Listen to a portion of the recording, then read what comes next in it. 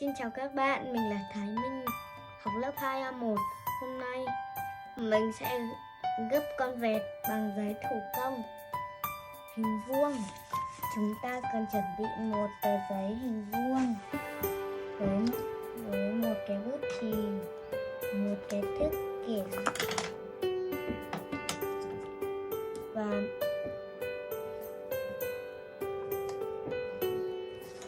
và một cái kéo.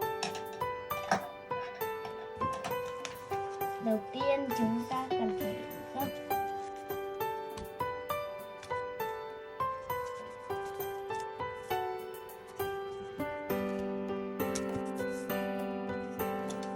các bạn nhớ để thẳng giấy nhé.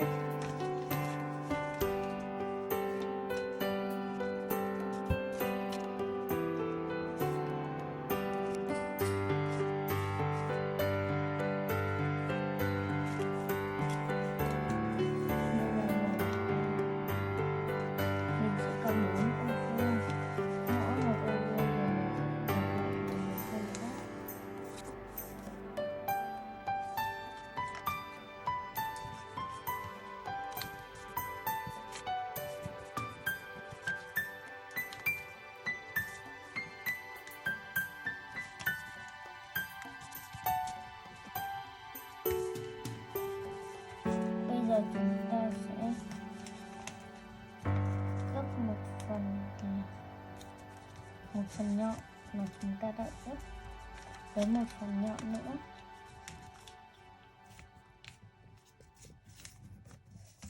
Bây giờ chúng ta sẽ có một hình như này. Bây giờ chúng ta lại gập đôi nó vào như này.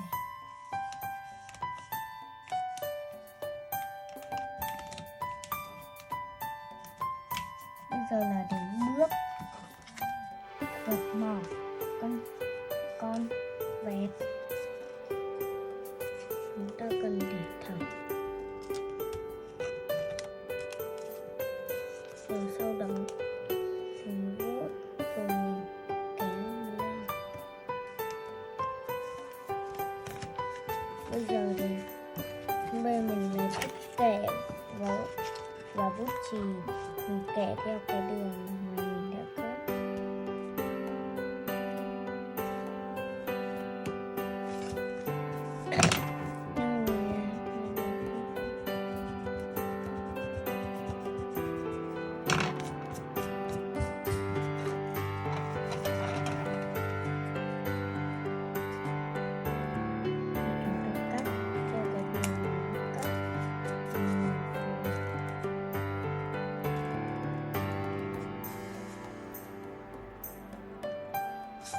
Bây giờ chúng ta sẽ có một cái đường như này.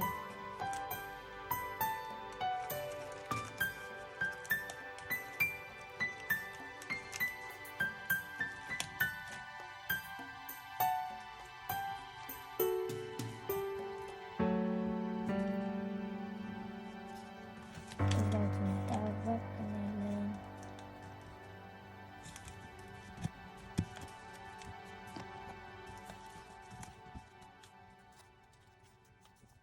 Nhưng mà nó là cái chip hay cái cánh nó lắp vào nhau nhé chứ. Bây giờ khi mình đã lắp xong có cánh con thì chúng ta sẽ lắp cái chân làm cái chân nó lại.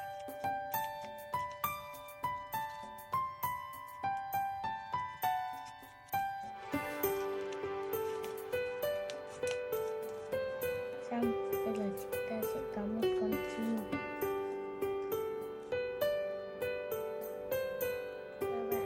Mình đã